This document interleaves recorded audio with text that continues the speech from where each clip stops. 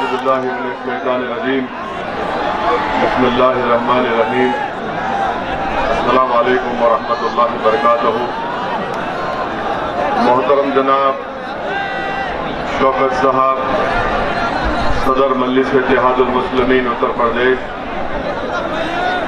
मोहतरम जनाब वारिस पठान साहब साबिक़ा रुकन असम्बली मुंबई, मोहतरम जनाब कलीम साहब सदर दिल्ली प्रदेश मजलिस इत्तेहादुल मुस्लिमीन,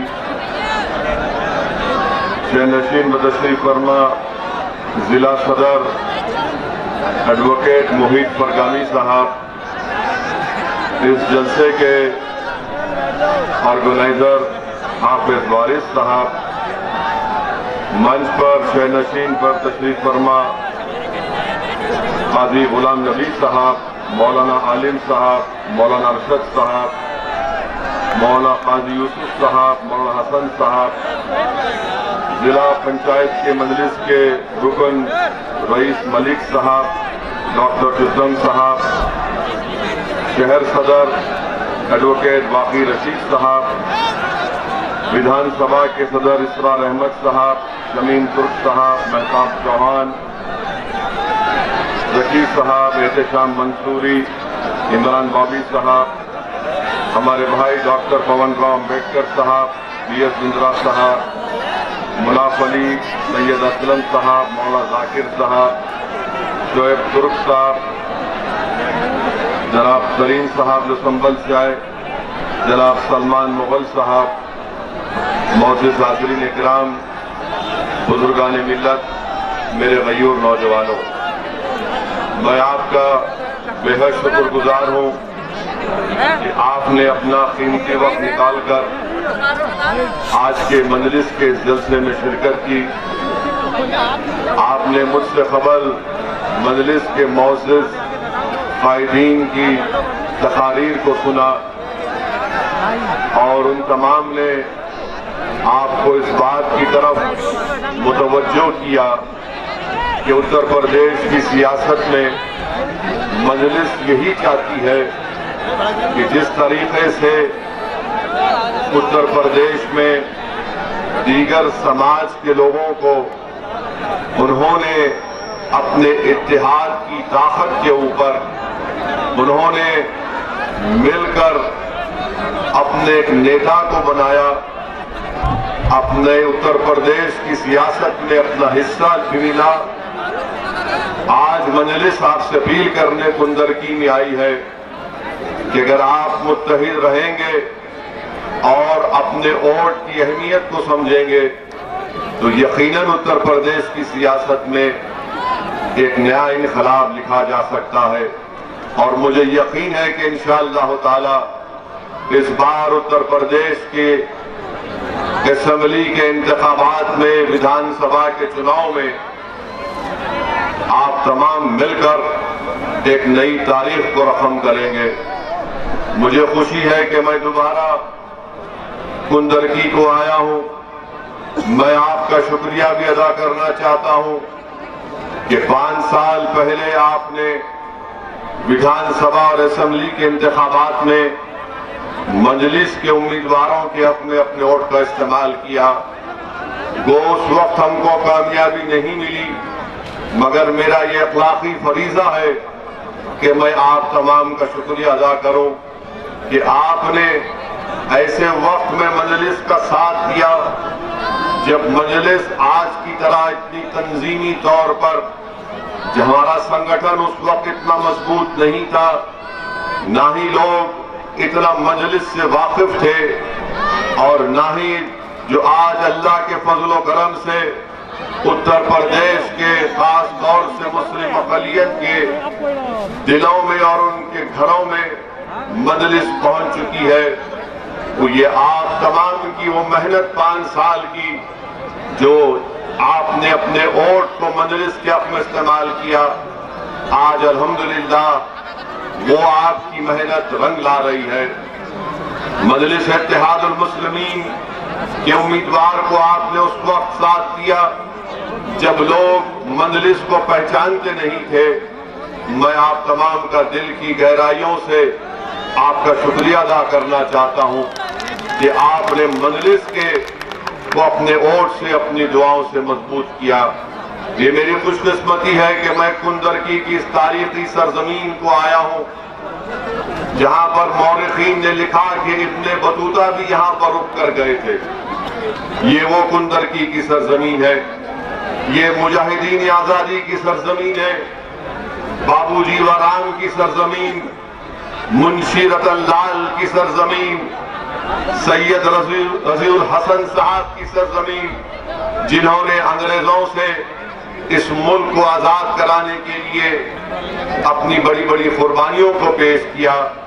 मैं इन तमाम मुजाहिदीन आजादी को सलाम करता हूं और मैं आपसे अपील भी करना चाहूंगा कि इन मुजाहिदीन आजादी ने इस मुल्क को आजाद जब अंग्रेजों से कराने के लिए अपनी जानों की कुर्बानियों को पेश कर रहे थे, तो उन्होंने हिंदुस्तान का, भारत का एक ख्वाब देखा था।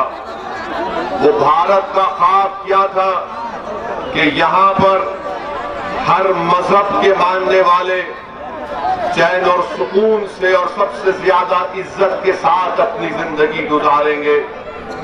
उनका ये ख्वाब था और उसी लिए उस ख्वाब को पूरा करने के लिए इन मुजाहिदीन आजादी ने जेल की सोबतों को बर्दाश्त किया, अंग्रेजों के जुल्म का सामना किया, ताकि जब मुल्क अंग्रेजों की गुलामी से आजाद हो जाएगा तो आने वाली नस्लें बगैर डर और खौफ के अपनी जिंदगी को पुरअमन तरीके से गुजार सकेंगे।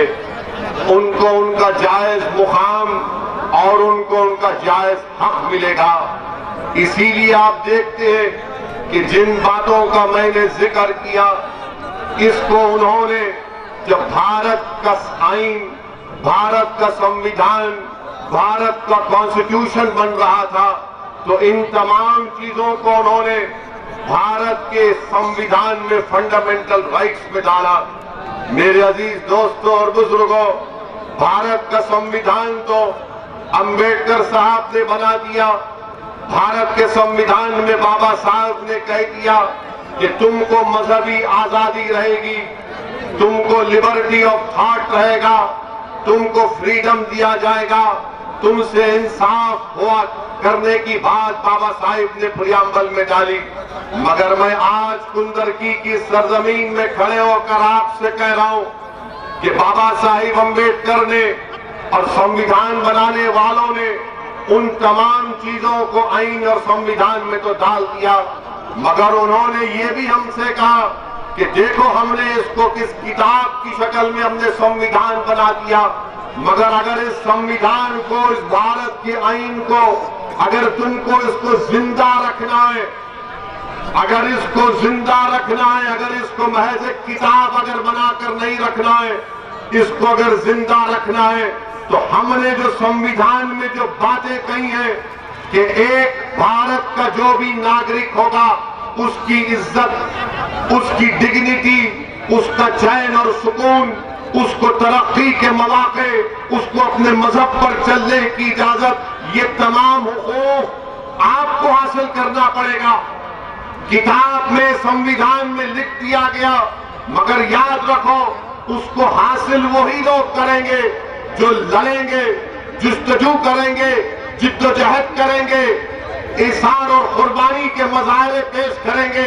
मगर अगर याद रखो वो कौम या वो लोग अगर ये बैठ कर कहेंगे कि सिर्फ भारत के संविधान में लिख दिया गया है, तो याद रखो कोई तुम्हारे पास आकर तुम्हारे सामने झुककर तुमको हाथ जोड़कर नहीं कहेगा ये लो तुम्हारी इज्जत, इसको रख लो, ये लो तुम्हारे मजहब की हिफाजत रख लो, ये लो तुम्हारी मस्जिद की आबाद रखने की तजवीज रख लो। याद रखो भारत के संविधान में जब इन चीजों को लिख कर दे दिया गया, तो भारत के बसने वाले गरीबों को उठकर इन हुकूक को जब हासिल करेंगे, तभी जाकर उन मुजाहिदीन आजादी के खाक को पूरा कर पाएंगे। मैं सलाम करता हूं बाबा साहिब अम्बेडकर को, मगर अम्बेडकर ने क्या कहा, मैंने वोट डालने का हक तो तुमको दे दिया, मगर अम्बेडकर ने यह भी कहा कि मेरा हाथ यह है कि तुम वोट को इस्तेमाल करो, मगर अपनी क़यादत को बनाओ, अपने मजलूम कौमों को मुत्तहिद करो, इंसाफ की लड़ाई लो। ये काम मजलिस इत्तेहादुल मुस्लिमीन कर रही है। मेरे अजीज दोस्तों और बुजुर्गों, इन्हीं ख्वाबों को हमको पूरा करना है। मैं ये चाहता हूं कि मैं भारत का एक शहरी हूं, मैं मुसलमान हूं, मेरा मकसद एक ही है कि मुझे डिग्निटी मिले, मुझे इज्जत मिले, मुझे कोई खौफ ना हो अपनी जान का, मुझे कोई खौफ ना हो हमारी बेटियों का, मुझे कोई खौफ ना हो कि कल मेरे बेटे को किसी झूठे मुकदमे में डालकर जेल भिजा दिया जाए। मुझे उम्मीद हो कि मेरे बच्चों के लिए स्कूल मिलेगा। मुझे ये उम्मीद है, मुझे यकीन है कि हमको इन तमाम चीजों को हासिल करना है।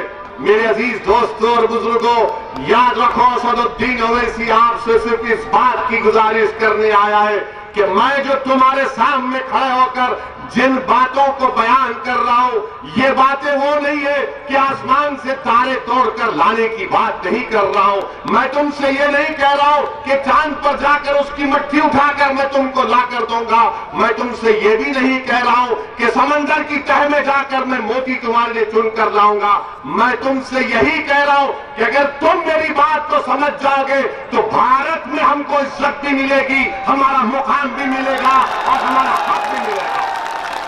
कोई उठकर कहेगा कि बताओ ऐसी तुम ये बात कैसे कर सकते हो कि क्या इज्जत नहीं मिली, क्या डिग्निटी नहीं मिली, तो मैं उनको जवाब में कहना चाहूंगा कि उत्तराखंड में धर्म संसद के नाम पर मुसलमानों को कत्लेआम की धमकी दे रहे, तो क्या मेरे दिल में खौफ नहीं पैदा होगा?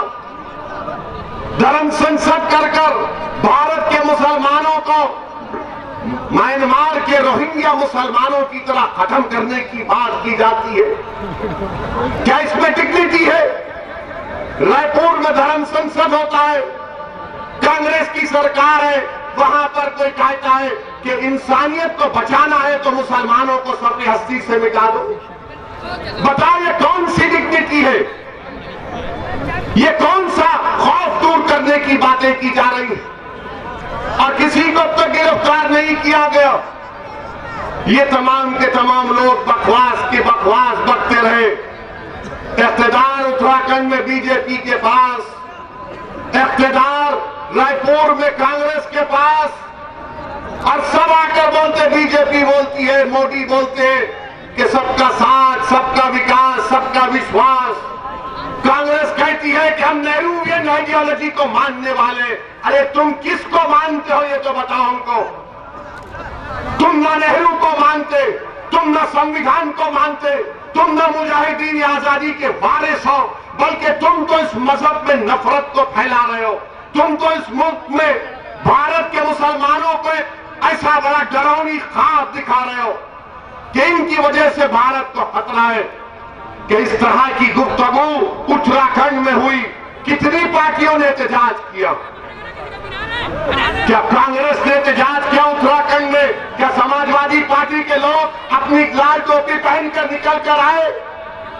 क्या रायपुर में कांग्रेस की हुकूमत ने उस तरह का फंक्शन करवाया? खुद हुकूमत ने करवाया, जिसमें तमाम बातें की जा रही। और जब मजलिस ये बात उठाती है तो सब के सब कहती है कि देखो ओवैसी भड़काऊ भाषण देता है, ओवैसी जज्बात में लाता है। याद रखो, अगर मैं जिंदा हूं तो जिंदगी का सबूत दूंगा। मैं मुर्दा नहीं हूं, ना मुर्दा होने दूंगा किसी को। अगर सच्चाई को बयान करना भड़काऊ भाषण है तो तैयार हो जा, अल्लाह जब तक जिंदा रखेगा सच्चाई को बयान करूंगा। अगर जालिम को जालिम कहना भड़काऊ भाषण है तो तैयार हो जाओ, अल्लाह हमको जब तक जिंदा रखेगा हम कभी जालिम से कॉम्प्रोमाइज नहीं करेंगे, उससे पंचायतमाई करेंगे। अगर कोई कहेगा कि गरीब मजलूमों का साथ देना, चाहे मुसलमान हो, हिंदू हो, दलित हो, उसका साथ देना भड़काऊ भाषण है, तो जिंदगी भर उन गरीब हिंदू, मुसलमानों, दलितों की बात हम करते रहेंगे। अगर संविधान को बचाना भड़काऊ भाषण है तो हम ये भड़काऊ भाषण बोलते रहेंगे। एक कौम को, एक कम्युनिटी को सफ़े हस्ती से मिटाने की बात उत्तराखंड में बीजेपी की सरकार के नाक के नीचे की जाती है और अब तक एक को भी गिरफ्तार नहीं किया गया, एक को भी गिरफ्तार नहीं किया गया। मुझे कहने दीजिए, आज भारत के किसी कोने में अगर एक मुसलमान की शादी की बारात में अगर छोटे बच्चे का कोई तफंचा निकालकर खाली नाचता है तो सुबह तक पुलिस उसको जेल में पहुंचा देती। अगर शादी की बारात में, मगर यहां पर खुलेआम बोला जा रहा है इनको मिटा दो, इनको कत्ल कर दो, ना नरेंद्र मोदी होश में आते हैं। एक्सरसाइज तो बहुत कर रहे हैं मोदी जी आजकल, अच्छी बात है, हम भी करते हैं, मगर एक्सरसाइज आप कर रहे हैं, मगर ये लोग क्या कर रहे हैं? ये कौन से अखाड़े के हैं ये लोग जो भारत के संविधान की धज्जियां उड़ा रहे हैं? ये कौन लोग हैं जिनको बीजेपी खुली छूट देकर पूरे मुल्क में जहर फैलाने का काम कर रही है? मेरे अजीज दोस्तों और बुजुर्गों, अब तो हद ये हो गई, हद ये हो गई कि 1 जनवरी के दिन मुसलमान बच्चियां, लड़कियां, हमारी बेटियां, हमारी बहनें जो जर्नलिस्ट हैं, उनकी फोटो लगाकर उनका हर्राज किया गया। उनकी फोटो लगाकर ये तमाम के तमाम मुस्लिम लड़कियां एक से एक काबिल, पढ़ी लिखी है, शरीफ है, नेक है, सोमो सलात के भी पाबंद है, मगर जब वो 16 जनवरी की 1 तारीख को उठकर देखती है तो पूरे सोशल मीडिया पर ये तमाम मुस्लिम महिलाओं की फोटो लगाकर कहा गया, ये लो, इसको खरीदो, ये बिकने के लिए तैयार है। बताओ जालिमों, क्या इसीलिए सरोजिनी नायडू ने इस मुल्क की आजादी में हिस्सा लिया था कि मुस्लिम लड़कियों की तुम तस्वीर लगाकर उनकी बोली लगाओगे, उनकी खरीदी की बोली लगाओगे? क्या वो किसी की बेटी नहीं है? क्या वो किसी की बहन नहीं है, किसी की बीवी नहीं है, किसी की मां नहीं है? अरे हद तो ये हो गई, हद तो ये हो गई कि वो जो बटालियन का बच्चा जो जेएनयू से गायब हो गया, उसकी 65 साल की मां की फोटो लगाकर भी जालिम बोल रहे हैं इसको बेचने तैयार है, खरीदो। नजीब की मां की तस्वीर लगाई गई। नरेंद्र मोदी, तुम झूठ बोलते हो, तुम मुस्लिम महिलाओं के दुश्मन नो, दोस्त नहीं हो तुम। अगर आप दोस्त हैं मोदी जी तो बोलिए इस पर। आपका मिनिस्टर बोला नहीं, मेरा प्रधानमंत्री बोलना चाहिए। नजीब की मां 65 साल की, आपने तो ट्रिपल तलाक में बड़ा बोला था, मेरी मुस्लिम बहनें, मेरी मुस्लिम बहनें। अब कहां गई वो मोहब्बत, बताओ आप। मुझे यकीन है कि शाम के 6 बजे से जितने मीडिया के लोग हैं असदुद्दीन ओवैसी की एक तकरीर के जुमले को पकड़ के बोलेंगे, आपने भारत के प्रधानमंत्री को दुश्मन कहा।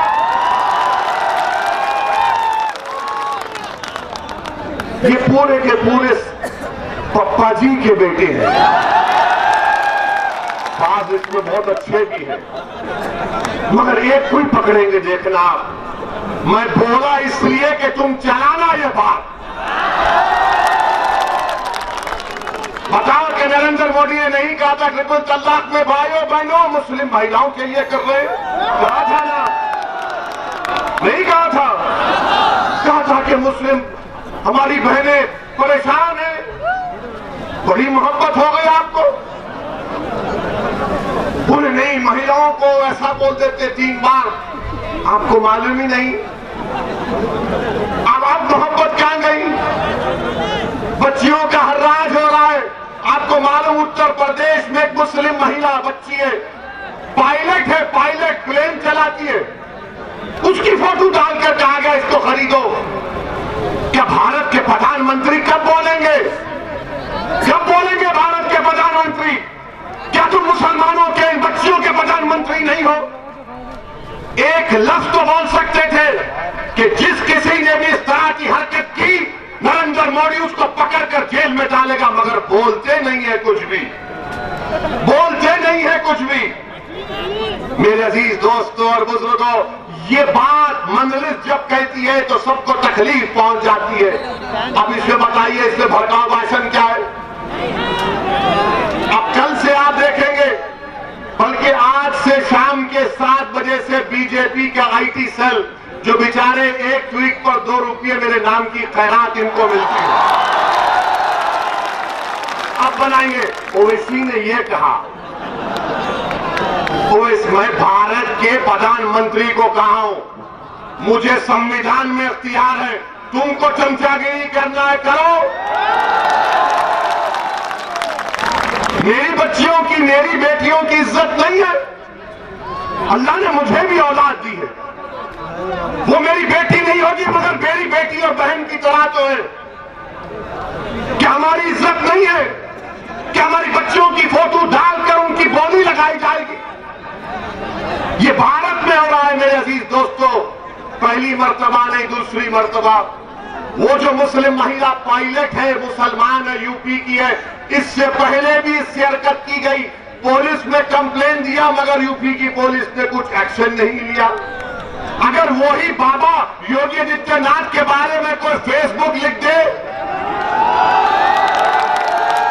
अगर अमित शाह के बारे में कोई लिख दे, मोदी के बारे में कोई लिख दे, तो पुलिस पहुंचकर उसको जेल को पहुंचा देगी। यही तो मेरी लड़ाई है। अगर मोदी की इज्जत है तो मुस्लिम बहनों की भी इज्जत है। अगर योगी आदित्यनाथ की भी इज्जत है तो मेरी बहनों की उससे ज्यादा इज्जत है। अगर अमित शाह की इज्जत है तो हमारी भी इज्जत है।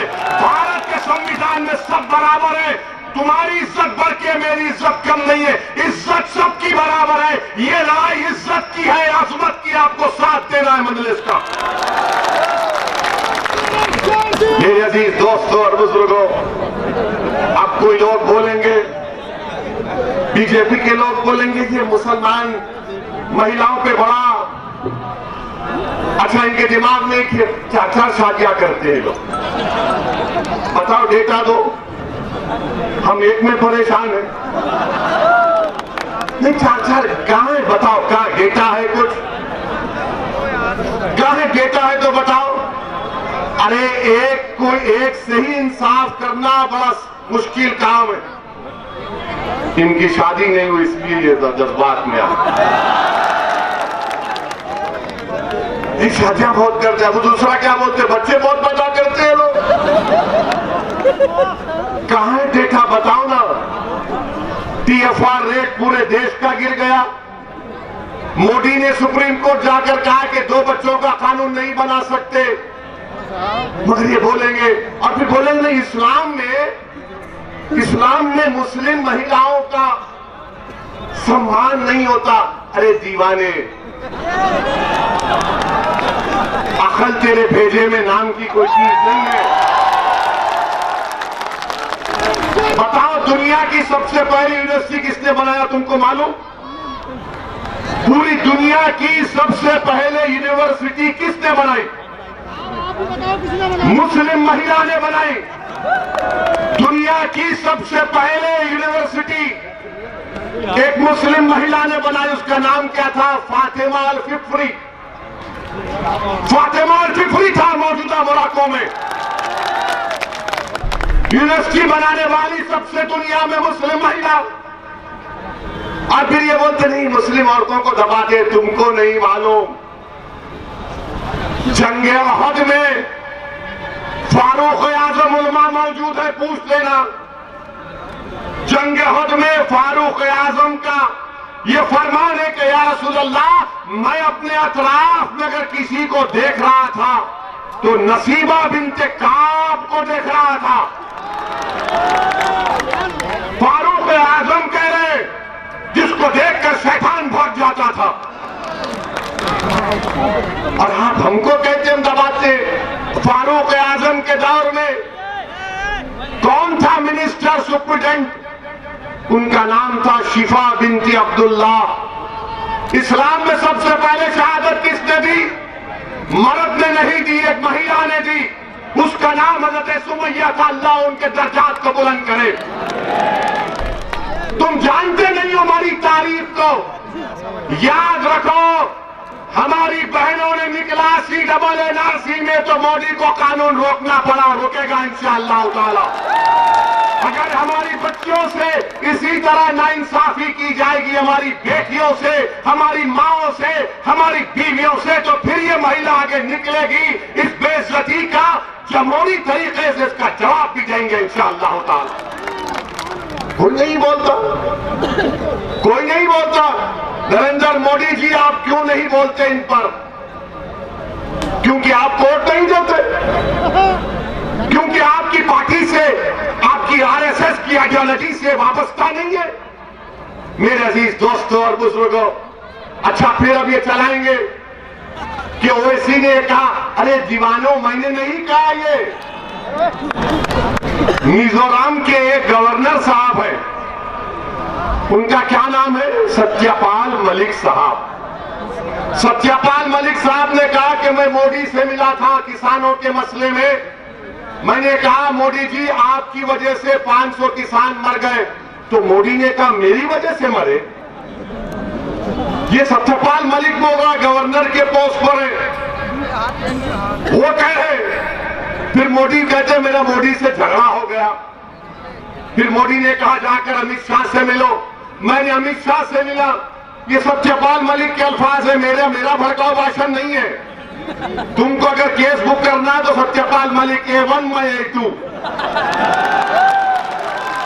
सत्यपाल मलिक ने कहा मैं जाकर अमित शाह से मिला। तो अमित शाह ने क्या कहा? मैं अगर लफ्ज को बोलूंगा तो फिर बोलेंगे वो बोला ही नहीं। वो मेरा क्या हिंदी का वर्ड क्या है कि मेरा मानसिक संतुलन तो ठीक है, मगर सत्यपाल मलिक और अमित शाह ने जो कहा मोदी के बारे में, क्या कहा उसने, इस पर कोई नहीं बोलेंगे। ये संघ परिवार के लोग खामोश बैठेंगे। मेरे अजीज दोस्तों और बुजुर्गों, इसलिए हम आपसे अर्ज करने आए हैं कि इन हालात पर आपको नजर रखना है।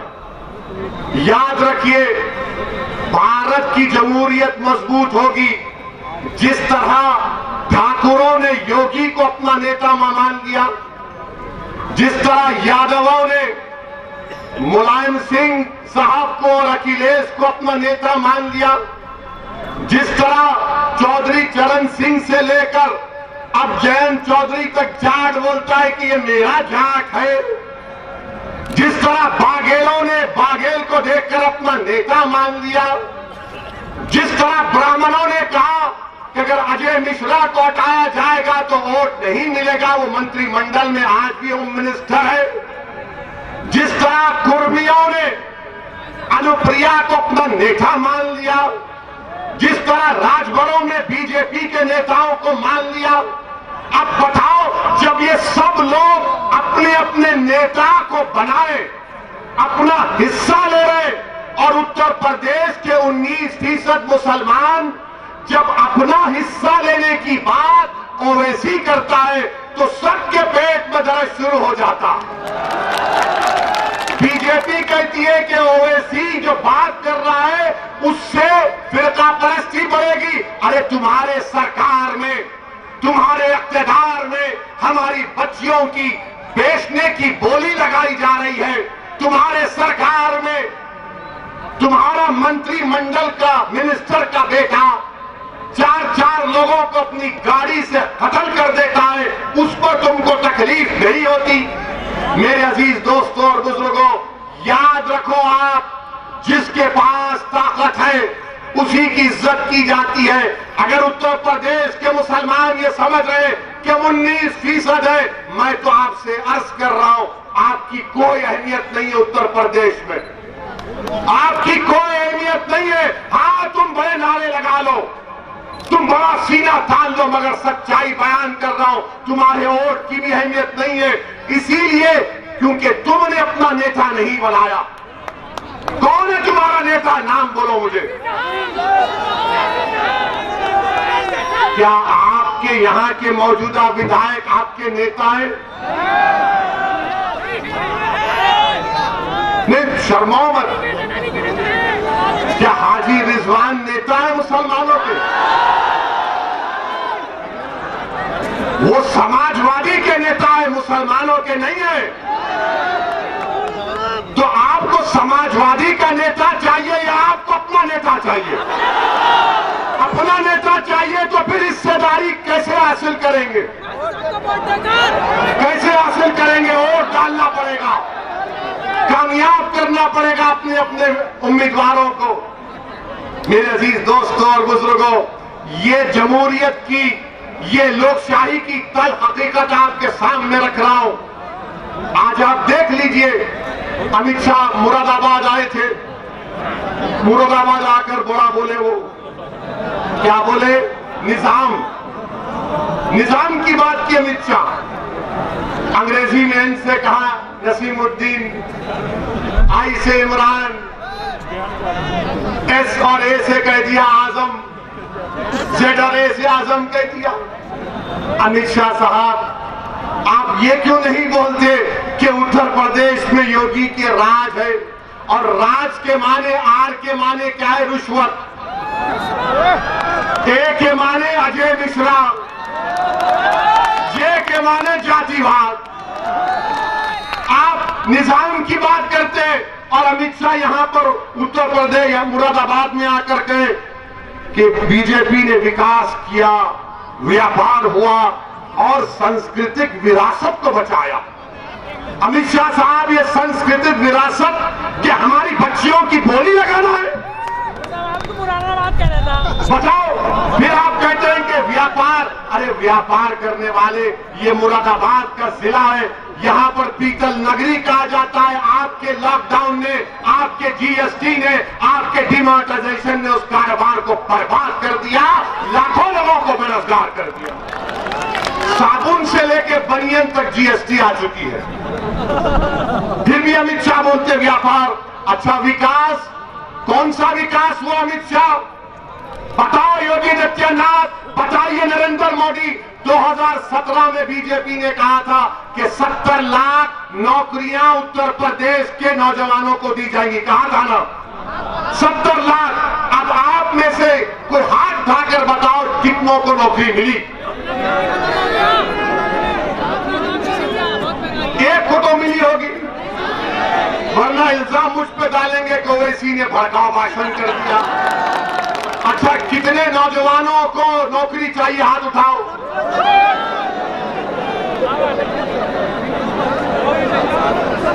कितनों को चाहिए नौकरी? नीचे रख दो हाथ। अब ये उंगली उठाओ। जब वोट डालने जाओगे, जहां पर बटन देखेगा उसको दबाओ, दबा के। ये बाबा को जब मालूम होगा। 70 लाख नौकरियों का वादा किए। आपको मालूम, 7 फरवरी 2020 को असेंबली में, विधानसभा में बीजेपी कहती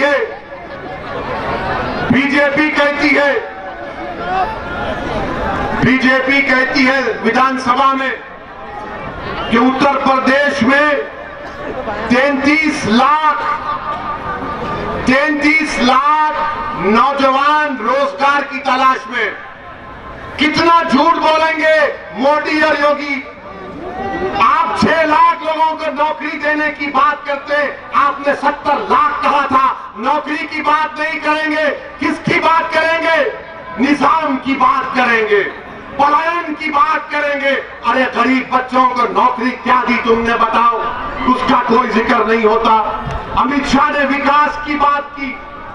मेरे अजीज दोस्तों और बुजुर्गों, उत्तर प्रदेश में मुरादाबाद डिवीजन में एक भी गवर्नमेंट यूनिवर्सिटी नहीं है। 6 जिलों में एक यूनिवर्सिटी नहीं है, और यहाँ के 6 जिलों के बच्चों को बरेली जाना पड़ता, दिल्ली जाना पड़ता। अमित शाह कौन से विकास की आप बात कर रहे हैं? और फिर यहाँ पर इसी जगह पर आपने ये बात कही थी कि डिग्री कॉलेज चाहिए बच्चियों को कुंदरकी में। डिग्री कॉलेज आया?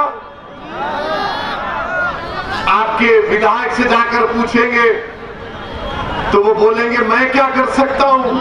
अच्छा, रोड तो बना देते, ये रोड तो बना देते, इसमें खड्डे नहीं है, इसमें खड्डे हैं ना बाबा किए ना विधायक साहब किए। अब दोनों मिलके बोलेंगे नहीं, ओवैसी की बात का यकीन मत करो, वो जज्बात में लाता है लोगों को। मेरे अजीज दोस्तों और बुजुर्गों, फिर आप ये भी देखते हैं कि हम पर इल्जाम लगाने वालों, जरा ये तो बताओ कि डीजल और पेट्रोल इतना महंगा क्यों हुआ? डीजल महंगा होने से ट्रांसपोर्ट का कारोबार, डीजल महंगा होने से ट्रांसपोर्ट का कारोबार ठप होकर रह गया, मगर बीजेपी को उसकी फिक्र नहीं है। प्रधानमंत्री बोले देखो मैं तो फिट हूं, एक्सरसाइज कर। प्रधानमंत्री माशाल्लाह बहुत फिट है, हम जानते हैं, मगर नौजवान भारत का अनफिट हो चुका है, नौकरी नहीं है, पेट्रोल डीजल की कीमतें आसमानों को छू रही हैं। और फिर आप देखते हैं कि स्पोर्ट्स स्टेडियम, आप आने वाले विधानसभा में मजलिस के उम्मीदवार को कामयाब करिए। जो ये रेलवे स्टेशन के पास जमीन है, मजलिस का विधायक कामयाब होगा तो मैं आपसे वादा कर रहा हूं कि उस जमीन पर इंशाअल्लाह ताला स्पोर्ट्स का स्टेडियम मजलिस का विधायक बनाएगा। आप मजलिस के उम्मीदवार को कामयाब करिए। ये जो डिंगरपुर की रोड है इंशाअल्लाह ताला वो भी बनेगी इंशाअल्लाह ताला। आपके विधायक साहब को तो प्लाटिंग और जमीन बेचने से भी खुशी में है, वो बेचारे माशाल्लाह जमीन बेचने में माहिर है, माशाल्लाह प्लाटिंग करने में तो उनका कोई सानी नहीं है। मगर विधायक साहब को न डिंगरपुर की रोड की फिक्र, न रेलवे स्टेशन के बाजू जो जमीन है स्टेडियम की फिक्र, मगर यही बोलेंगे कि ओवैसी को वोट मत दो, बीजेपी आ जाएगी। मेरे अजीज दोस्तों, जब बच्चा छोटा रहता है ना तो लोग बोलते सो जाओ वरना वो आ जाएगा, ये आ जाएगा। अखिलेश जी, मैं आपसे कह रहा हूं बच्चा बहुत बड़ा हो चुका है, अब बच्चा मर्द बन चुका है, अब बच्चा सिवाय अल्लाह के किसी से नहीं डरता, अब बच्चा अपने फैसले खुद कर सकता है। अब बच्चे में सोच पैदा हो चुकी है कि जब आपको वोट डालने से आपकी जात और बिरादरी मजबूत होती है तो फिर 19% मुसलमान क्यों मजबूत नहीं होगा। मेरे अजीज दोस्तों और बुजुर्गों, इन बातों पर आपको गौर करना है। मुरादाबाद के जिले में आया हूं तो ये बात कहना बहुत जरूरी है कि मजलिस पर इल्जाम लगाते हैं फिरका परस्ती का, मगर बताओ समाजवादी, बहुजन समाज पार्टी और कांग्रेस के लोगों 13 अगस्त 1980 को मुरादाबाद शहर में क्या हुआ? 13 अगस्त 1980 मुरादाबाद शहर में ईद के दिन पीएसी की पुलिस ने 300 मुसलमानों को गोली मारकर कत्ल कर दिया। 300! क्या आपको मालूम नौजवानों, 300 मुसलमानों को कोई कुछ किया। आज मजलिस पर इल्जाम लगाते।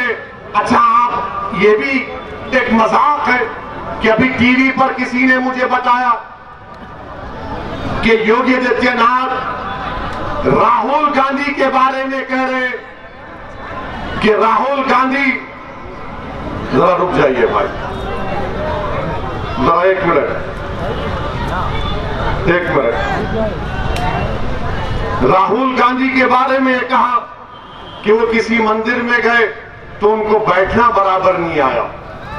मैं योगी आदित्यनाथ से कह रहा हूं, नरेंद्र मोदी जी से कह रहा हूं, अमित शाह से कह रहा हूं, राहुल गांधी से कह रहा हूं, अखिलेश यादव से कह रहा हूं, आप पांचों एक जगह बैठकर आप अपने दरमियान में तय कर लो कि इन सबसे बड़ा हिंदू कौन है।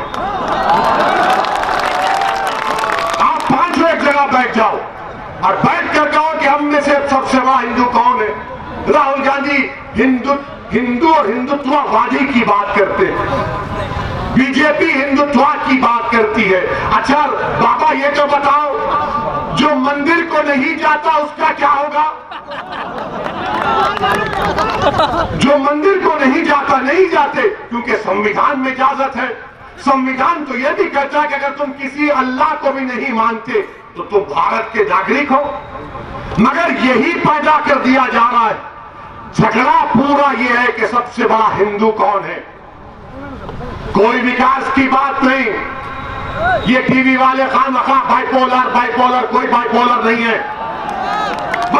बाइपोलर और ये सेकुलर लिबरल लोग, तुमको अल्लाह ने आंखें दी, दिमाग दिया, सोचते क्यों नहीं हो? तुम क्यों धोखा दे रहे हो इन मुसलमानों को? क्या तुम ये क्यों नहीं कह देते कि रात बड़ी लंबी अंधेरी रहने वाली? हाँ, इस मुल्क में हमारे हिंदू भाई हैं जो आज भी भारत के संविधान को मानते हैं, मगर इस अंधेरी रात में उनका मौक़िफ़ एक जुगनू की तरह है। जो जुगनू अंधेरी रात में चमकता है ना, उस तरह से है। मैं ये नहीं कह रहा हूं, बल्कि एक सर्वे हुआ, उस सर्वे में कहा गया, CSGS का सर्वे, कि 44% मुस्लिम नौजवानों ने कहा कि उनके गैर मुस्लिम दोस्त उनसे भेदभाव करते हैं। बताओ वो नौजवान जो कौम और मुल्क का मुस्तकबिल है, क्या लेकर आगे बढ़ रहा है? 2019 के चुनाव में क्या अखिलेश और BSP एक नहीं हुए? दोनों एक होकर लड़े। 75% मुसलमानों ने वोट दिया। बताओ फिर कहां बीजेपी क्यों इतना जीत गई? इसका कोई जवाब नहीं है। मगर ये अपने आप को सेक्युलर और लिबरल कहने वाले लोग जो हर टीवी चैनल पर बैठ जाते हैं, इनको एक लिफाफा मिलता है, उस पर शुरू हो जाते। जब हम मुसलमानों की हिस्सेदारी की बात करते हैं तो इनको लगता है कि MIM पार्टी लड़ाने की बात कर रही है। मैं लड़ाने की नहीं, मैं जोड़ने की बात कर रहा हूं। मुझे मेरा हिस्सा मिलेगा, जैसा कि ब्राह्मणों को मिला, ठाकुरों को मिला, यादवों को मिला, कुर्मियों को मिला, वाघेलाओं को मिला, राजभरों को मिला, निषाद को मिल रहा है। बताओ फिर मुसलमान को क्यों नहीं मिलेगा?